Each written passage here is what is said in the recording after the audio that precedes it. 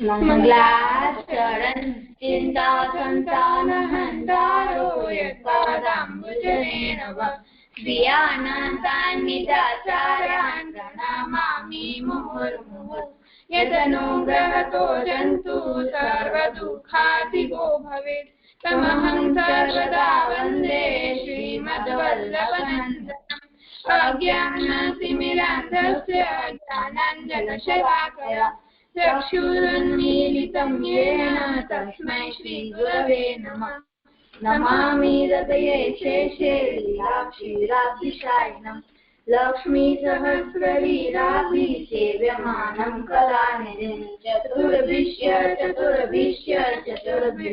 त्रिभिस्तथा चतुर्विराजते योऽसौ पञ्चदारदये महा।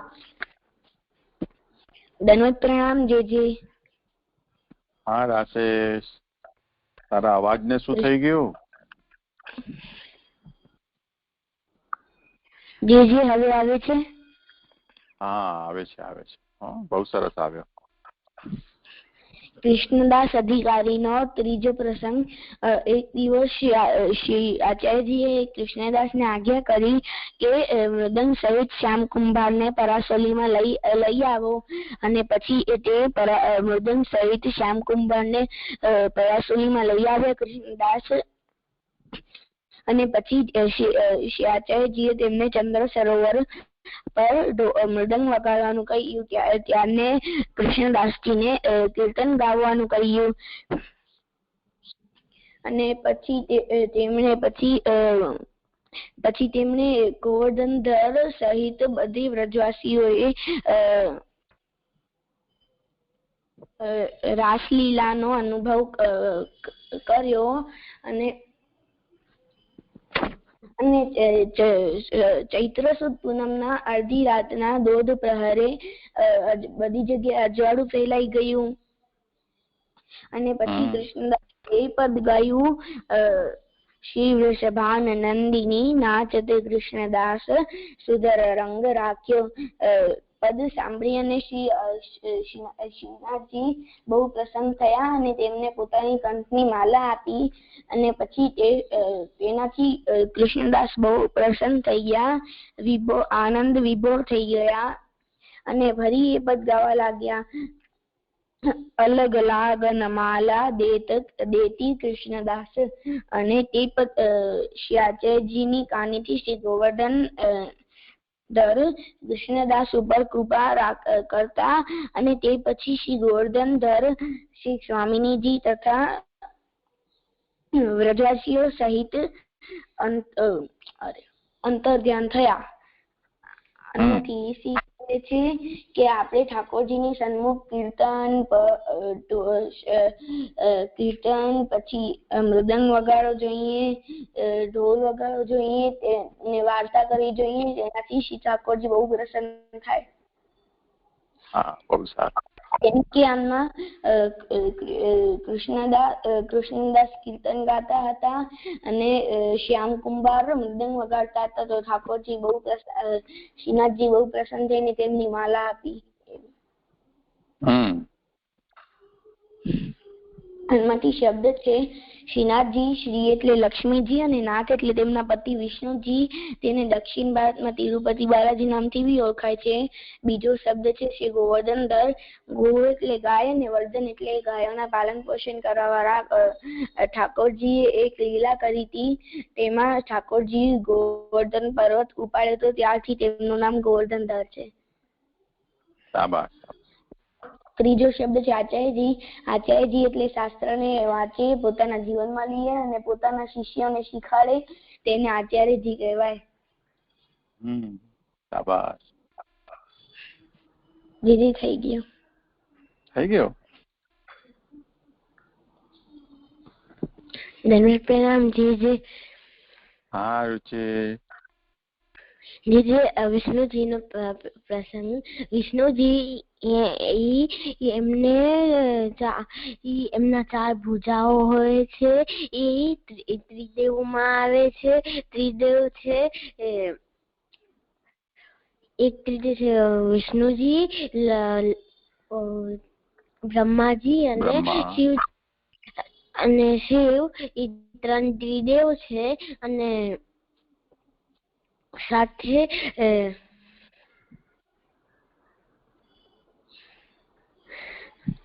અને વિષ્ણુજી ત્રિદેવ છે અને એમની 4 ભુજાઓ હોય છે. 4 ભુજાઓમાંથી પેલી ભુજાઓમાં એમને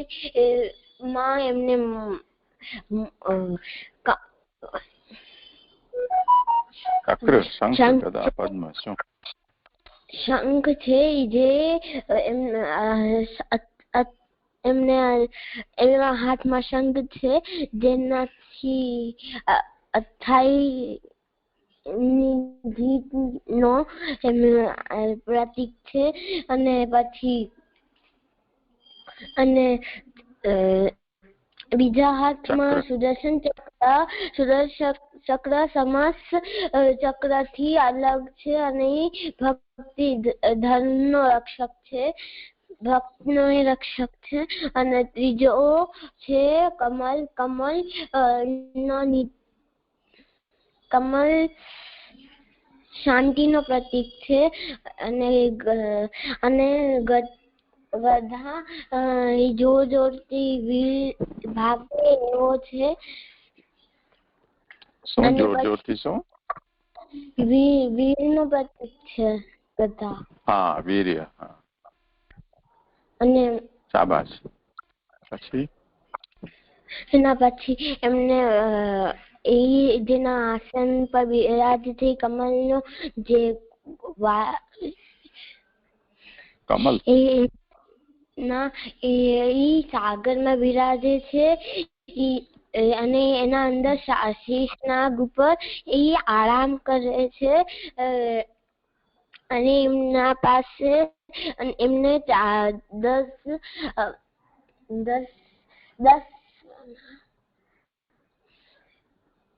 મોઢા છે, ફેણ ના 10 અવતાર છે. 10 અવતાર છે. એમાંથી આપણે બે અવતાર વધારે ગમે છે, રામ અને કૃષ્ણ. અને લાસ્ટ 10મો હવે ઠાકોરજી જન્મ કરશે જ્યારે અધર્મ વધશે અને ધર્મનો ઘટી જશે આખો, ત્યારે ઠાકોરજી ત્રીજો અવતાર લેશે, 10મો અવતાર લેશે. એનું નામ શું? કલગી અવતાર. હા, કલ્કી. થઈ ગયું. આમાંથી શીખ મળે છે કે આપણે જે આમાંથી શીખ નથી મળતી. તો હમણાં તે કીધું ને મળે છે એટલે બોલાઈ ગયું. આમાંથી શબ્દ છે, ગોતી લો ને, કોઈ શીખ ગોતી લો એમાંથી. એવું થોડું છે કે નથી મળતી. જયારે અધર્મ વધે ધર્મનું સ્થાપન કરવા માટે ભગવાન અવતાર લે છે. આ વાત તો સમજમાં આવી ને આમાંથી? તો પછી એટલી ચિંતા કરવાની શું જરૂર છે? આમાંથી શબ્દ છે ત્રિદેવ. 3 દેવતા છે, વિષ્ણુ, બ્રહ્મા અને શિવ. એ 3 ગુણ દેવતા છે. વિષ્ણુ સત્વગુણના છે, બ્રહ્મા રાજસ ગુણના છે અને શિવજી તામસ ગુણ પ્રદાન કરે છે. એ 3 ગુણા દેવતા છે. ગુણ દેવતા. ગુણ દેવતાનો મતલબ શું થાય? જે ગુણ પધરાવે આપણે. ગુણ પધરાવે? આપણે જેનાથી ગુણ જેમ કે સાત્વિક છે એ વિષ્ણુજી જેવા એમનાથી આપણે માંગે તો એ આપણે પ્રદાન, એટલે આપણે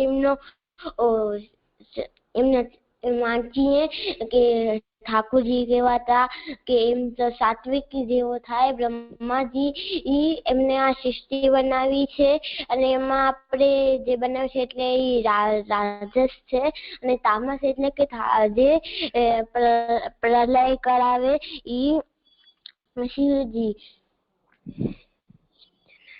એમાં ગુણ શું થયું? એમાં ગુણ એ છે કે સાત્વિક એટલે કે એમ શાંતિ સાધુ એવો ગુણ છે વિષ્ણુજી નો. પછી બ્રહ્માજી નો રાજસ એટલે કે રાજસી ગુણ છે અને શિવજી નો તામસ. એ તામસ નો નથી ખબર.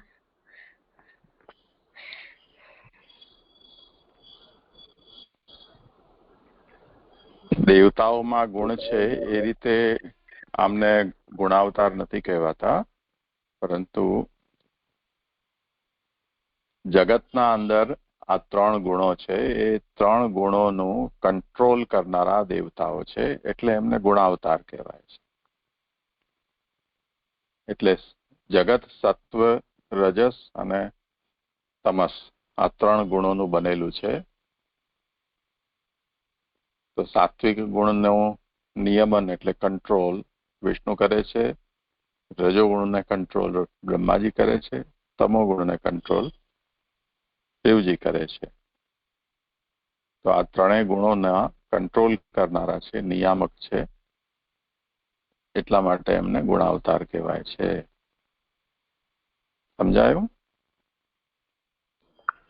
જે સૃષ્ટિમાં જે આ ગુણ કંટ્રોલ કરે છે એટલે એમને ગુણ દેવતા કહેવાય છે. ગુણાવતાર કહેવાય છે. ગુણાવતાર કહેવાય છે. હવે યાદ રાખજો. જી. હવે શું કરશું? કીર્તન. દંડવત પ્રણામ છે. હા, હું કીર્તન કરું. હા, કરો. झूलत है बाजो रे ये दो, झूलत है बाजो रे, झूलत है बाजो रे ये दो, झूलत है बाजो रे, नवल कुंज के द्वारे देखो, रमकत है चाहों रे ये दो, झूलत है वहाँ जो रे, नवल कुंज के द्वारे देखो, रमकत है चाहों रे दो, झूलत है वहाँ जो रे, सप्त सुयन मिली मुरली बजावत, बीच सुहाई बोरे, सप्त सुयन मिली मुरली बजावत, बीच सुहाई बोरे, हरिदास के स्वामी श्याम कुंज बिहारी, छवि निरखत तृण तोरे ये दो, झूलत है बाजो रे, हरिदास के स्वामी कुंज बिहारी,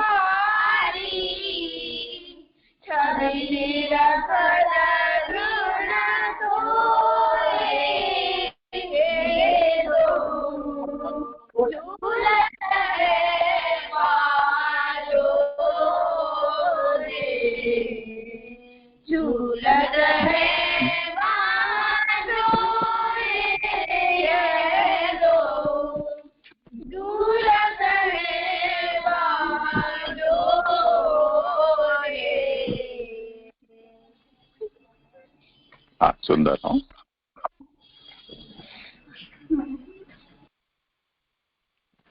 ચલો આજે કોણ કરશે? હું કરું.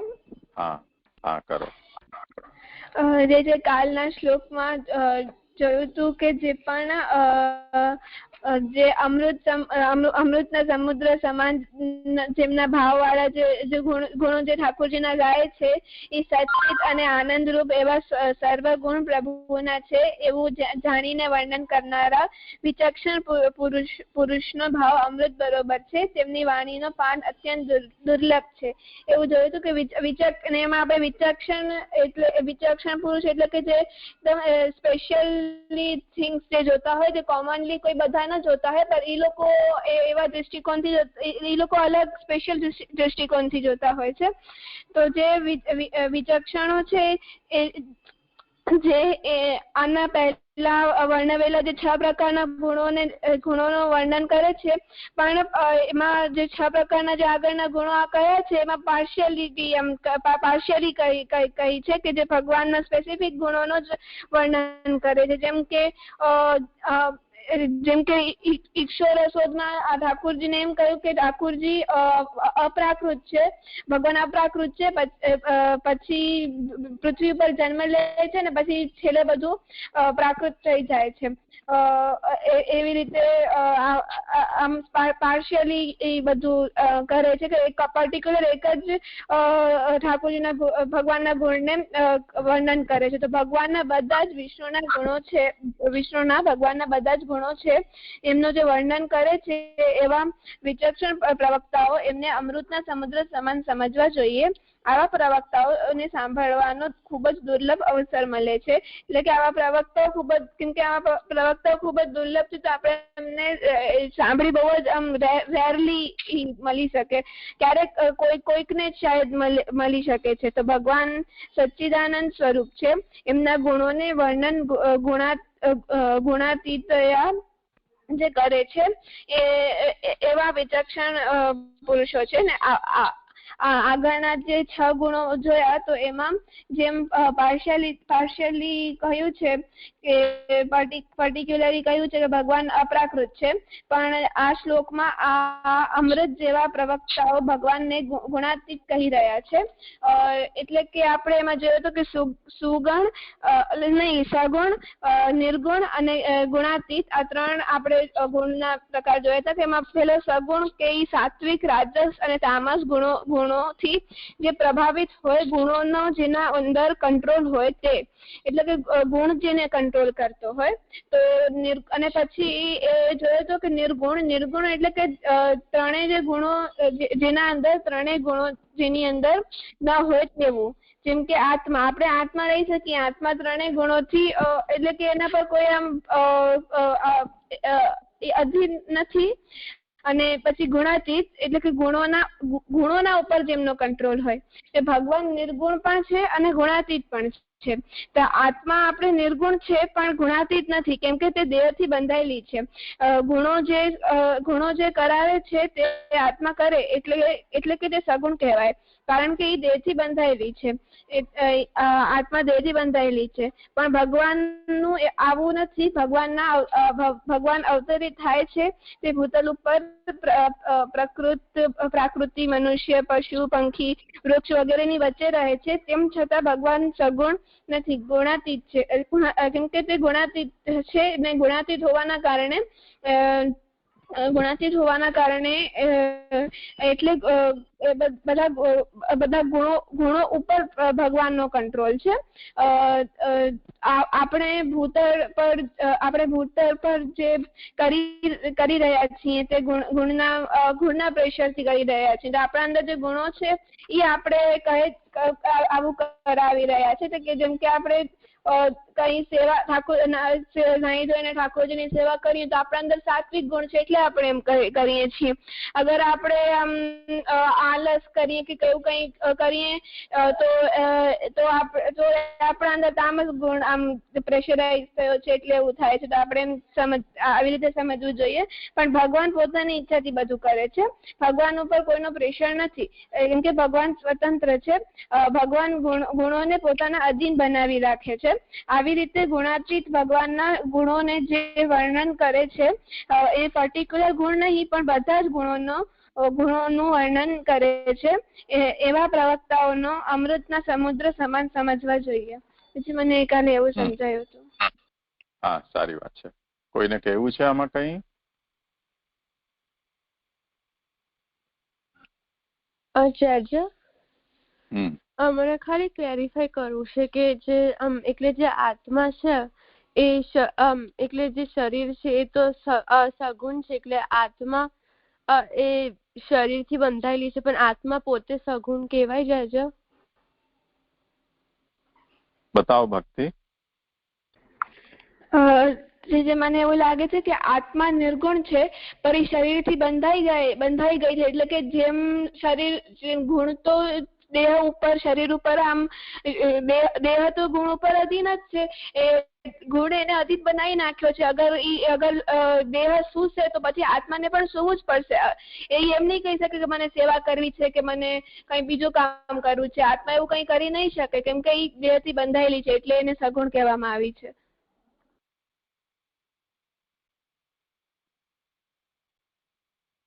એટલે આમાં એટલું પરિવર્તન કરો શબ્દ પ્રયોગમાં. આત્મા સગુણ નથી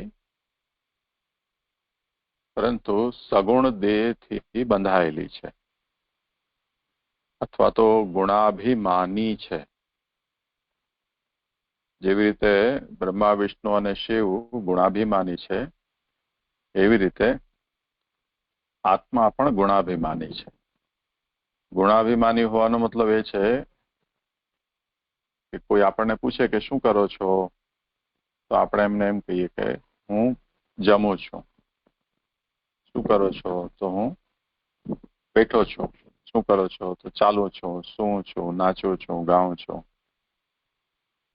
આ જેટલા પણ ઉત્તર છે એમાં હું જે છે એનાથી આત્મા સહિત આપણો આખું જે દેહ છે, ઇન્દ્રિયો છે, પ્રાણ, અંતઃકરણ, આ બધાથી આપણે હું શબ્દના પ્રયોગથી કહીએ છીએ. પ્યોરલી આપણે એવું નથી બોલતા કે મારી આત્માને તો ભૂખ લાગતી નથી કેમ કે આત્માને કોઈ દિવસ ભૂખ લાગે નહીં એટલે આત્મા તો ભૂખી નથી એટલે ભોજન તો શરીર કરી રહ્યું છે અને આત્મા તો અકર્તા છે, નિષ્ક્રિય છે.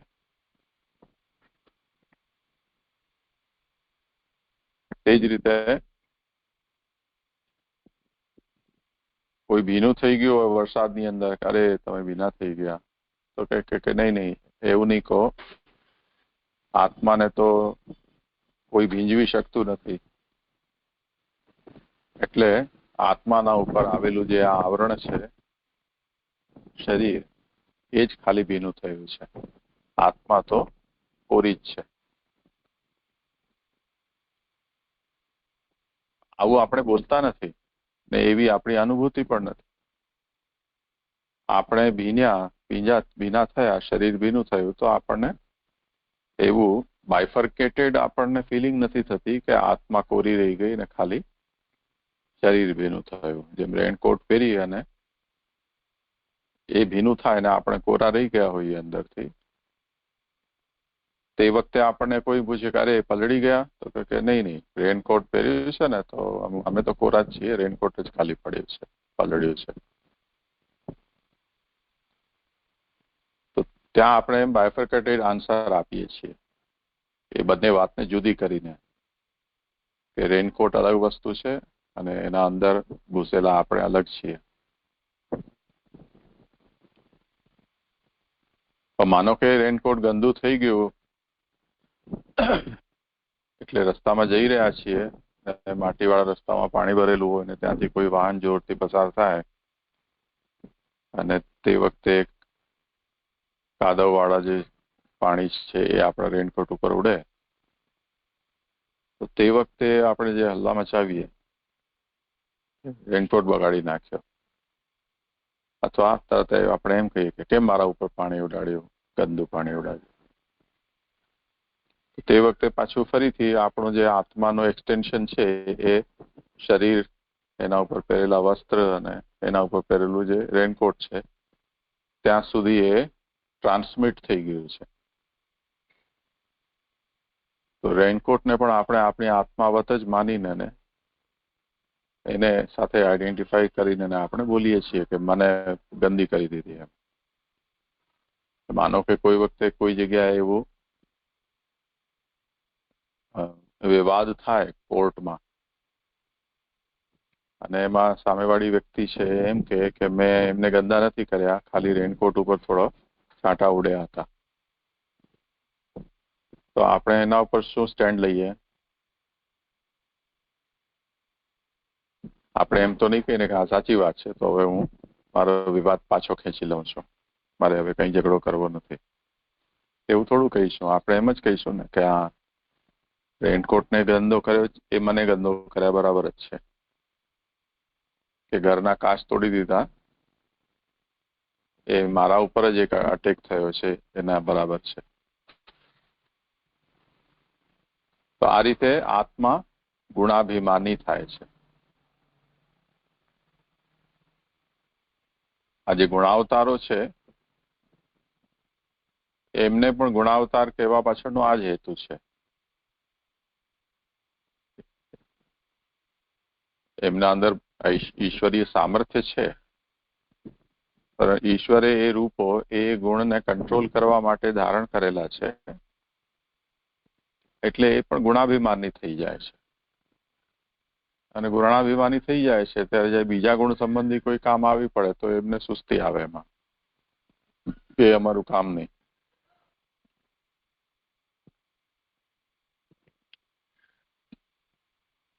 તો અહીંયા પણ એ જ વાત સમજવાની છે કે આત્મા એના પોતાના સ્વરૂપથી નિર્ગુણ છે, એટલે ગુણોથી બનેલી નથી. જેવી રીતે આ જગત, પાંચ મહાભૂત, પંચ તન્માત્રાઓ, પંચ જ્ઞાનેન્દ્રિય, પંચ કર્મેન્દ્રિય, અંતઃકરણ, આ બધું જેમ સત્વ, રજસ અને તમો ગુણથી બનેલું છે, એવી રીતે આત્મા નો ઓરિજિન આ ગુણો નથી. આત્માનો ઓરિજિન પરમાત્માનો ચૈતન્ય ધર્મ છે.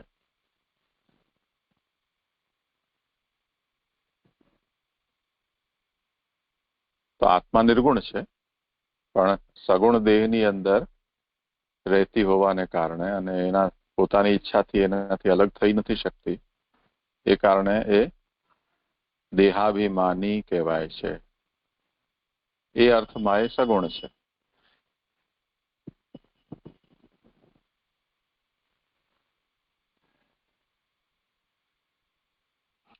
સમજાયું? જી જય. એટલે મને એવી સમજણ પડી કે આત્મા પોતે એવી આત્મા પોતે સગુણ નથી, પણ સગુણ શરીરથી બંધાયેલી છે, એટલે ગુણાભિમાની છે. એટલે હું શબ્દ કરીને જે પણ શરીર કરતું હોય તો એ આત્મા કરતું હોય એવું પણ આપણે વિચારી લઈએ છીએ. એટલે શરીર અને આત્માને એક જ માની લે છે, જ્યારે એકચ્યુઅલમાં એ જુદી વસ્તુઓ છે. એટલે એવી રીતે એ કોન્સેપ્ટમાં આત્મામાં એવી સગુણતા આવી જાય છે, પણ એકચ્યુઅલમાં એ સગુણ નથી, નિર્ગુણ છે. પણ આવા શરીરના ઇન્ફ્લુઅન્સના કારણે એને આત્માને એવું લાગવામાં આવે છે કે જે પણ શરીરને થઈ રહ્યું છે એ પોતાને પણ થઈ રહ્યું છે.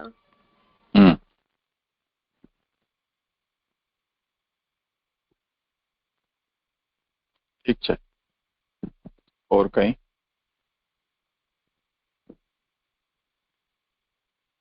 તો કરો આગળ.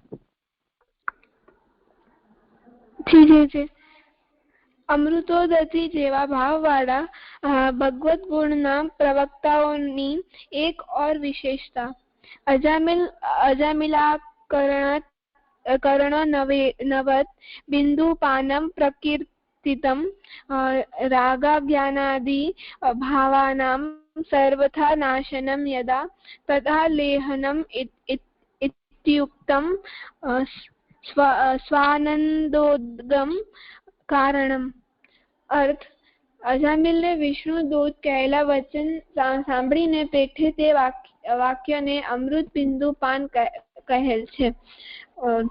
મને આમાંથી એવું સમજાય છે કે જેમ આગળ જે આપણે શ્લોક જોયા હતા આગળના, એમાં અલગ અલગ કેટેગરીઝ જોઈ હતી. તો એનામાં જેમ આપણે ઉપાસના માર્ગી જોયા હતા તો એનામાં મહાપ્રભુજી અલગ અલગ કેટેગરી બતાડી હતી. એવી જ રીતે આમાં એવી રીતે બતાવે છે કે જે અમૃતોદધિ જેવા જે ભાવવાળા હતા એનો આગળ વર્ણન અને આગળના શ્લોકમાં વર્ણન કર્યો છે.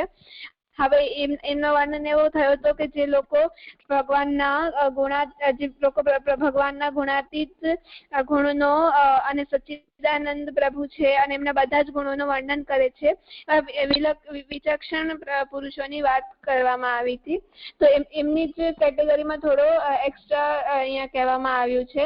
તો જેમ અજામિલ હતા એ તો ખૂબ જ દુષ્ટ હતા. લૌકિકમાં એમનો વધારે આસક્તિ હતી. પર જે એમણે જયારે એમની મૃત્યુ થઈ ને ત્યારે એમની આત્માએ બધા વિષ્ણુદૂતના વચન સાંભળ્યા ત્યારે એમને અમૃતની બુંદો હોય એના સમાન લાગ્યા. તો આવા પ્રવક્તાઓને અહીંયા એક્સ્ટ્રા કહેવામાં આવ્યા છે કે આવા પ્રવક્તાઓની એવી ક્વોલિટી છે કે એ લોકો થોડોક અહીંયા અમૃતની બુંદ એટલે કહી છે કેમ કે આવા પ્રવક્તાઓનો થોડોક પણ આપણે આમ સાંભળશું કે તો પછી આપણે જેમ આપણામાં રુચિ વધશે આ વિષયને આગળ સમજવાની કે સાંભળવાની. બીજું મને એવું સમજાયું. હા, સરસ. અજામિલનો શું પ્રસંગ છે, કોઈને છે ધ્યાનમાં? કૃષ્ણાશ્રયમાં પણ આપણે આ વાત જોઈ છે. જે અજામિલમાં એવું હતું કે અજામિલ લોકમાં આસક્ત હતો ને ખૂબ જ પાપ કર્યા હતા ને એટલો દુઃખી હતો. ના, એ બહુ પાપી હતો, દુષ્ટ હતો. અને પછી અને જયારે એમનો છોકરો હતો, એમના છોકરાનું નામ એમણે નારાયણ રાખ્યો હતો. એમના સૌથી નાના છોકરાનું નામ નારાયણ રાખ્યો હતો. તો જયારે એમની મૃત્યુ થતી હતી ત્યારે એ પોતાના છોકરાને નામ લઈને નારાયણ એમ બોલાવતા હતા. તો ઠાકોરજી પોતાનું નામ સમજીને એમના પર વિશેષ કૃપા કરી અને વિષ્ણુદૂતને મોકલ્યા કે એમને લઈ આવો. પણ ત્યાં યમદૂત પણ આવી ગયા કેમ કે અજામિલે ઘણા બધા પાપ કર્યા હતા. તો વિષ્ણુદૂતે કહ્યું કે હમણાં તો તમે આમને ન લઈ જાઓ કેમ કે આ ઠાકોરજીની આજ્ઞા થઈ છે કે આને હું ઠાકોરજી પાસે એમના પાસે લઈ જવાના છે અજામિલને. તો આ વચન સાંભળીને અજામિલને થયું કે મેં તો ખાલી ઠાકોરજીનો નામ જ લીધો ને ઠાકોરજીએ અમારા પર આટલી કૃપા કરી, હું તો આટલો દુષ્ટ છું. તો આ વાત આખી થઈ હતી. જે મને એવું સમજાયું. હા, તો હવે આ અનુસંધાનમાં આ શ્લોકમાં જે વાત આવી છે, અજામિલા કર્ણનવદ બિંદુપાનમ પ્રકીર્તિતમ, એને થોડું સમજી લો. હવે એ વાત જ આના આગળની પંક્તિ શું છે? તે મૃતોદા સમાખ્યાતા તદ્વાક્પાનમ સુદુર્લભમ અજામિલા કર્ણનવદ બિંદુપાનમ પ્રકીર્તિતમ. તો આના પૂર્વના શ્લોકમાં જે સચ્ચિદાનંદ વિષ્ણુના બધા જ ગુણોનું વર્ણન કરનારા છે એવા જે વક્તાઓ છે એ શુદ્ધોદ કે અમૃતોદ સમાન છે અને એમનું શ્રવણ બહુ દુર્લભ છે એ વાત નિરૂપણ કર્યું. હવે એ વાત તો સ્થિર થઈ ગઈ કે ઉત્તમ પ્રકારના વક્તા કોને કહેવાય. બધા જ જલના ઉદાહરણમાં સર્વશ્રેષ્ઠ જલનું ઉદાહરણ અમૃત સાગર સમાન જલ કહેવાશે. અને એ વક્તા એ છે કે જે સર્વાનેવ ગુણાન વિષ્ણુ વર્ણયંતિ વિચક્ષણાઃ તે અમૃતોદાહ અમૃતોદ સમાન જે વક્તા છે એ સૌથી વધારે શ્રેષ્ઠ છે. હવે એવા જે વક્તાઓ છે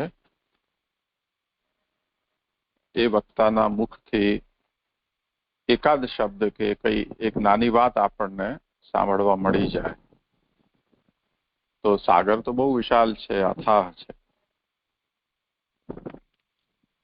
એટલું આપણે સાંભળ્યું તો એક ટીપું આપણને મળ્યું કે એક આચમન કર્યું એવું ગણાશે.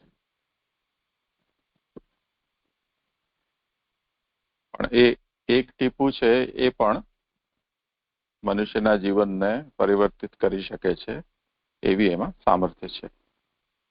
એ વાતને સમજાવવા માટે અહીંયા અજામિલનું ઉદાહરણ આપ્યું છે કે વિષ્ણુદૂત અને યમદૂત બંને અજામિલની આત્માને પોતપોતાના સ્થાને લઈ જવા માટે ચર્ચા કરી રહ્યા હતા અને એમાં વિષ્ણુદૂતે જે શબ્દો કહ્યા એ અજામિલના કાનમાં પડ્યા. તે વખતે એમના મુખથી એ વાત નીકળી કે ભલે ભગવાનના આશયથી ભગવત નામનો ઉચ્ચાર જેણે ન કર્યો હોય, ગમે તે બહાને અંતિમ સમયમાં ભગવત નામ એના મોઢામાંથી નીકળ્યું હોય તો પણ ભગવાન એટલા દયાળુ છે કે એને પોતાના નામનો ઉચ્ચાર કર્યો છે એવું માની લે છે. અને એ જ રીતે અજામિલના સાથે પણ બન્યું એટલે ભગવાને એમને વિષ્ણુ લોકમાં લઈ જવા માટેની આજ્ઞા કરી છે. તો આ જે સંવાદ યમદૂતો સાથેનો છે એ અજામિલના કાનમાં પડ્યો. તો એ અમૃતના ટીપા જાણે કે એને પ્રાપ્ત થયા હોય એવો એનો પ્રભાવ પેદા થયો એના ઉપર. અને એને કારણે એના અંદર પૂરું પરિવર્તન થઈ ગયું. જેટલું એ વિષયાસક્ત હતો, પાપી હતો, એ બધું જ છે એ એના પ્રભાવથી એને એ મુક્ત થઈ ગયો અને એ ભક્ત થયો. તો અજામિલા કર્ણનવત બિંદુપાનમ પ્રકીર્તિતમ. અમૃતોદ જેવા જે પ્રવક્તાઓ છે એમના મુખથી કે એમની વાણી નું થોડું પણ શ્રવણ કાનમાં જો પડે છે તો એ અમૃતના બિંદુના પાન સમાન ગણાય છે. અમૃત જે છે એ એની ક્વોન્ટિટેટિવ વેલ્યુ નથી, ક્વોલિટેટિવ વેલ્યુ છે. એટલે એક ગ્લાસ અમૃત પીઓ તો જ અમર થાઓ એવું નથી. એક છાંટો પણ એનો પ્રાપ્ત થાય તો પણ અમર થઈ જાય વ્યક્તિ, એટલે એ અમૃત છે. એટલે જે મરવા ન દે તે અમૃત. તો એવી રીતે અહીંયા પણ બિંદુપાન થયું.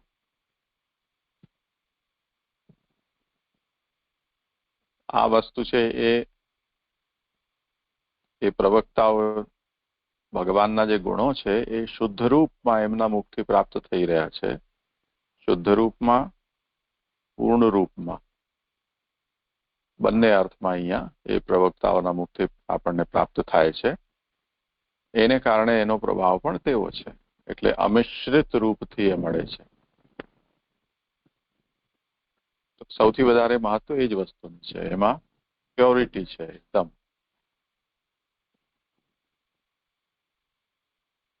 આપણે દરેક વસ્તુમાં શુદ્ધતાનો આગ્રહ હોય છે ને કે શુદ્ધ દૂધ ક્યાંથી મળશે, કે શુદ્ધ ઘી ક્યાંથી મળશે, શુદ્ધ સોનું ક્યાંથી મળશે. દરેકમાં આપણે શુદ્ધનો મતલબ આગ્રહ રાખીએ છીએ. તો એ શુદ્ધતાનો મતલબ છે જે વસ્તુ જોઈએ છે આપણને એમાં એ વસ્તુ સિવાયની બીજી કોઈ વસ્તુનું મિશ્રણ ન હોય એ શુદ્ધ છે. તો જયારે ભગવદ ગુણ છે એ પણ એના શુદ્ધ રૂપમાં પ્રાપ્ત થાય તો એ અમૃત સમાન છે. તો અજામિલ જેવો દુષ્ટ છે એને પણ એના જીવનને પરિવર્તન કરનારા એ થઈ ગયો વિષ્ણુદૂતોના વચનો. એટલે અમૃત પાન સમાન એને થયું. એવી રીતે આવા પ્રવક્તાઓ જો પ્રાપ્ત થાય અને એમના મુખથી એક શબ્દ પણ સાંભળવા મળી જાય તો પણ મનુષ્યનો ઉદ્ધાર થઈ જાય, એ તાત્પર્ય છે.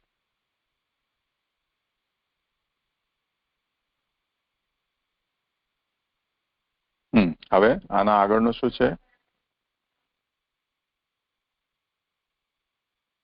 એટલે એમાં રાગા જ્ઞાનાદિ ભાવાનામ સર્વથા નાશનમ યદા તદા લેહનમ ઇત્યુક્તમ સ્વાનંદ. એ બાકી રહ્યું ને હજી?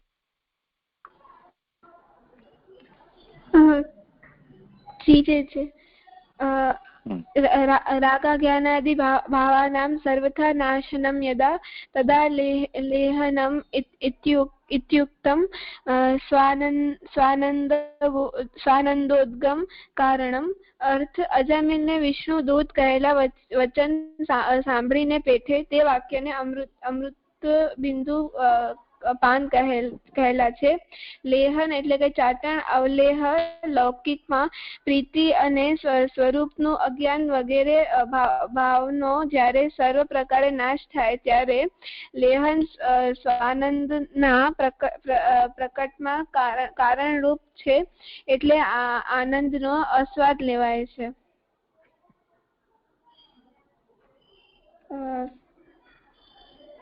તેથી મને આ સમજાયું નહીં. સમજાયું? હા, કઈ વાંધો. તો હવે જુઓ, અજામિલનું ઉદાહરણ છે એને આપણે ચાલુ રાખીએ. શરૂઆતમાં અજામિલ નું વર્ણન કર્યું તે પ્રમાણે ઘણા બધા દોષો હતા એમાં.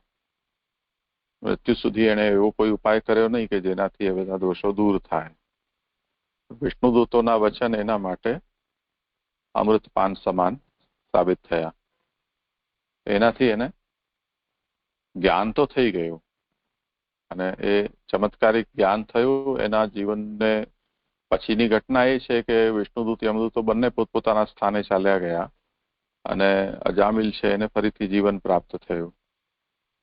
અને જે પ્રાપ્ત થયું જીવન, એમાં એ ફરી પાછો ભક્ત સચ્ચરિત્ર થઈ ગયો, સદાચરણ કરનારો થઈ ગયો, નિષ્પાપ થયો, અને ભગવદ ભજનના પ્રભાવથી પછી જઈને એની સદગતિ થઈ. તો રાગ અને અજ્ઞાન, રાગ એટલે સંસારમાં આસક્તિ, એ રાગ, અને અજ્ઞાન એટલે પ્રભુ સ્વરૂપનું અજ્ઞાન, જીવાત્માના સ્વરૂપનું અજ્ઞાન, પોતાના કર્તવ્યનું અજ્ઞાન, આ બધા જ અજ્ઞાન છે. તો જ્યારે આપણને કોઈ વસ્તુનું જ્ઞાન હોય, જે વિષ્ણુદૂતોના વચનો સાંભળ્યા, એ વચનોને આપણે પણ સાંભળીએ છીએ એ કથા શ્રવણ દ્વારા. તો કેમ આપણા ઉપર એવો પ્રભાવ પડતો નથી? અર્જુને ભગવાન પાસેથી જે સાંભળ્યું એ ભગવાનની ભગવદ્ ગીતા આપણે પણ સાંભળીએ છીએ, વાંચીએ છીએ, લોકોને શીખવાડી પણ છીએ, પાઠ પણ કરીએ છીએ. તો અર્જુન જેવો પ્રભાવ એનો આપણા ઉપર કેમ નથી પડતો? જે મંત્ર આચાર્યજી કે શ્રી ગોપીનાથજી ગોસાઈજી વગેરે જે વૈષ્ણવોને આપ્યો, એ મંત્ર આપણે પણ પ્રાપ્ત કર્યો છે. આપણી કોઈ વાર્તા લખાતી નથી 8452 વૈષ્ણવની વાર્તાઓની જેમ.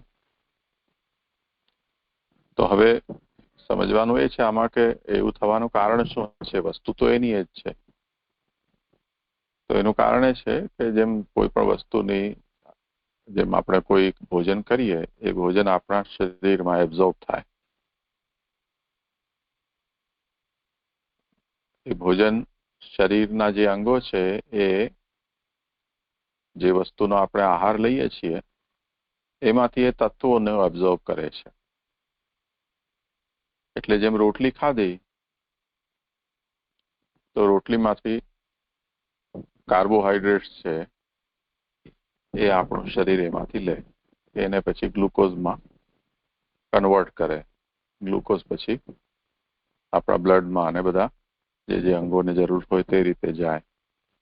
તે જ રીતે જે ચીકણાઈવાળા પદાર્થો લઈએ એમાંથી એ શરીર એમાંથી એ ચીકણાઈ છે એને ચરબીના રૂપમાં લે કે સ્ટોર કરે. કઠોળ વગેરે લઈએ તો એનાથી પ્રોટીન મળે, એનાથી આપણી મસલ બિલ્ડિંગ થાય. કેલ્શિયમ વગેરે લઈ તો એનાથી આપણી હાડકાઓમાં અને એ બધામાં ઉપયોગી થાય. તો એ તત્વોને ગ્રહણ કરે છે.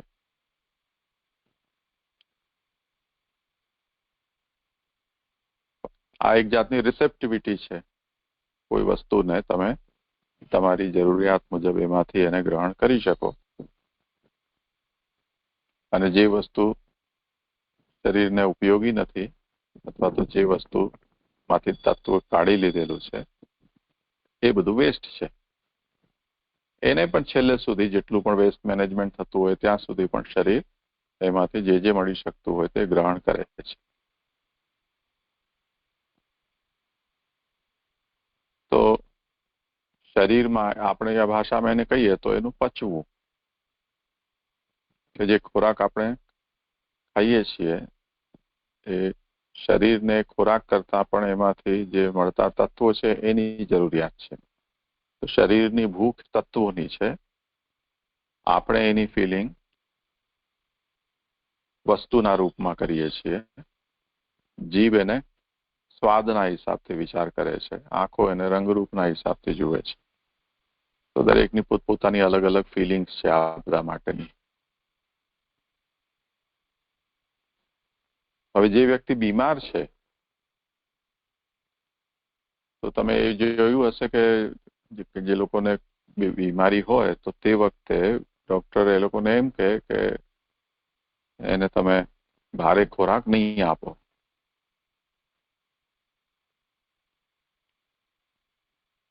ધીરે ધીરે બીમારી મટી જાય એના પછી ધીરે ધીરે એમને ખોરાક આપો. એનું કારણ શું કે શરીર તે વખતે ખોરાકમાંથી જોઈતા તત્વોને પોતે ડેરાઈવ કરી શકે એવી સ્થિતિમાં નથી. એટલે જે પણ આપશો એનાથી શરીર ઉપર લોડ વધે, પાચન તંત્ર ઉપર, અને એમાંથી એમને પ્રાપ્ત કંઈ ન થાય. એટલે થોડી ઘણી જે શક્તિ હોય એ પણ આપણી એમાં ખર્ચ થઈ જાય ભારે ખોરાકને પચાવવા માટે. તો એબ્ઝોર્પ્શન છે એ તમે કેટલું કરી શકો છો એના ઉપર તમારા પોષણનો આધાર રહે છે. એ જ રીતે અજામિલ જે વખતે વિષ્ણુદૂતોના વચનો સાંભળ્યા એ વચનનો એના ઉપર એવો પ્રભાવ પડ્યો કે જેટલું સાંભળ્યું એ બધું જ એબ્ઝોર્બ એણે કર્યું. એને કારણે એનું આખું જીવન પરિવર્તિત થઈ ગયું. એટલે એના રાગનો નાશ થઈ ગયો, અજ્ઞાન એનું દૂર થઈ ગયું. તે સિવાય ભગવત ભક્ત થવામાં કે સદાચારી થવામાં જે પણ પ્રતિબંધ રૂપ હતા એવા બધા જ એના મનોભાવો છે એ નષ્ટ થઈ ગયા. એને કારણે એબ્ઝોર્પ્શન 100% થયું એને. તો એ વચન એના ઉપર પ્રભાવશાળી બન્યા. તો એ જાતના સાંસારિક વિષયોનો રાગ એટલે સંસારાસક્તિ, બહિર્મુખતા, અસદ આચરણ, અપવિત્રતા, તામસતા, આ બધું જેના અંદર છે એના ઉપર આ બધા જ વચનો એના જ છે, તેમ છતાં પણ એનો પ્રભાવ નથી પડતો, કેમ કે આ બધા વિરોધી છે એના. એટલે એની રિસેપ્ટિવિટી ઓછી થઈ જાય. આપણે દૂધને ગાળીએ તો એ દૂધને ગાળવા માટેનું જે ગરણી હોય એ ગરણીમાંથી દૂધ 99.99% આપણી તપેલીમાં આવી જાય. કદાચ ભૂલથી કોઈ કચરો વચરો પડી ગયો હોય દૂધમાં હલાવતી વખતે કે ખોલતા બંધ કરતા, એ તણખલું કે માખી મચ્છર હોય કે એવું છે એ ગરણીમાં રહી જાય, બાકી બધું જ એમાં આવી જાય. પણ ધારો કે જેમાં આરોના મશીન હોય છે એની અંદર જે પ્રકારના ફિલ્ટર લાગેલા હોય છે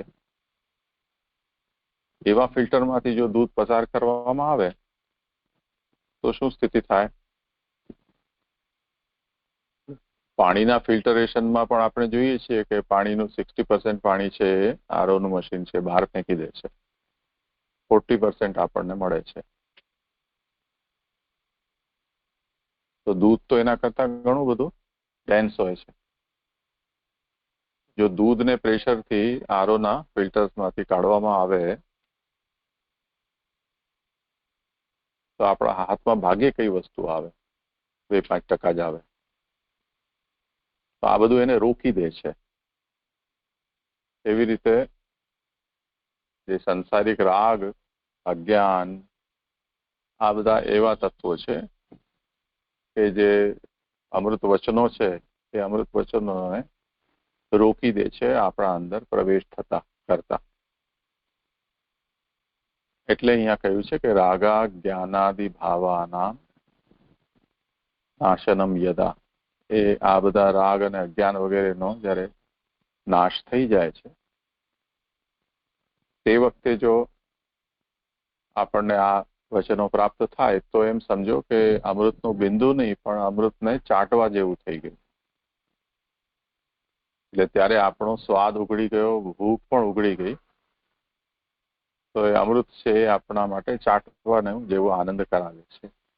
તો આનંદોદ્ગમ કારણમ, એ પોતાનો સાચો આનંદનો ઉદ્ગમ એટલે રિવિલેશન કરાવનારું થઈ જાય છે.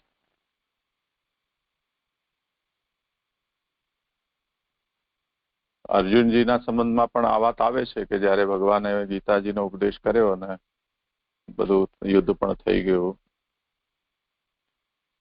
પાંડવોને રાજ્ય પ્રાપ્ત થયું, બધા હસી મજાક કરી રહ્યા હતા, બેઠા હતા ભગવાન સાથે, ત્યારે અર્જુનજીએ ભગવાનને પાછું પૂછ્યું કે આપે મને જ્યારે યુદ્ધભૂમિમાં ઉપદેશ કર્યો એ વખતે મારું ચિત્ત બહુ અસ્વસ્થ હતું. એને કારણે મેં ઘણું બધું આપણો ઉપદેશ સાંભળ્યો પરંતુ પૂરેપૂરું મને સમજાયું નહીં. આપ મને ફરીથી એ ઉપદેશ કરો.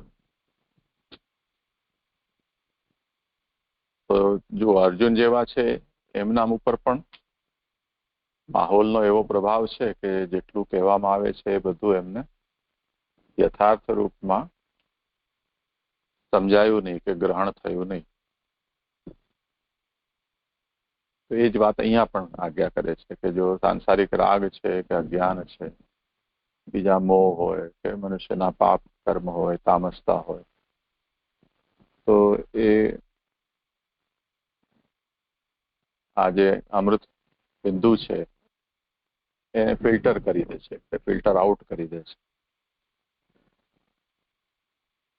સમજાયું?